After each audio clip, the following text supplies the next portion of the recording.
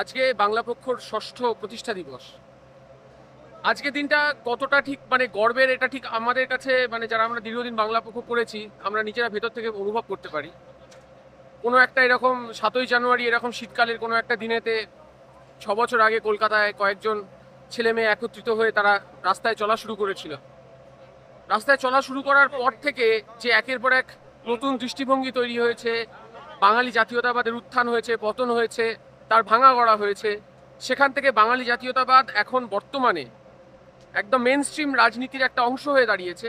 এই চলার পথটা কিন্তু সুদীর্ঘ, কারণ আমাদের সহযোদ্ধাদের এই যে চলার যে রাস্তাটা, এই অভিজ্ঞতাটা তাদের কাছে খুব একটা তারা রাজনীতি সম্বন্ধে তাদের সেরকম অভিজ্ঞতা সেরকমভাবে তথাকথিতভাবে ছিল না। আমরা রাজনীতি কথাটা ব্যবহার করছি, কিন্তু একই সঙ্গে বাংলা পক্ষ কিন্তু অদলীয় একটি রাজনৈতিক সংগঠন, অর্থাৎ আমরা ভোটের লড়াই লড়ি না।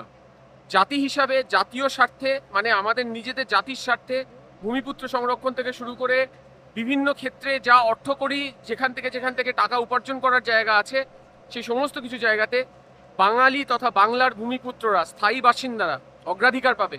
এটা একটা খুব স্বাভাবিক অধিকার, এটা খুব স্বাভাবিক দাবি। ভারতবর্ষের প্রত্যেকটা রাজ্যে এটা স্বাভাবিক, এবং এই জিনিসটাই আমরা এখানে প্রতিষ্ঠা করতে চেয়েছি।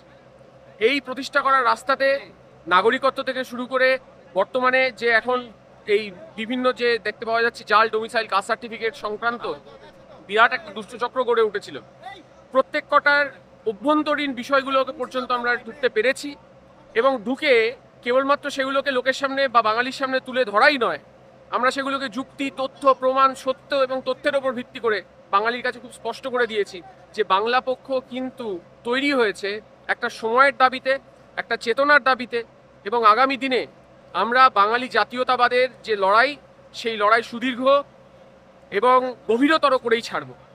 আজকে ৬ বছর হচ্ছে, পরে ৬০ বছর হবে, ৬০০ বছর হবে, ৬০০০ বছর হবে।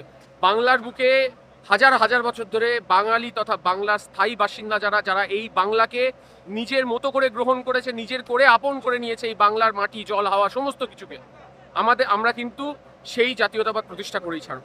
জয় বাংলা।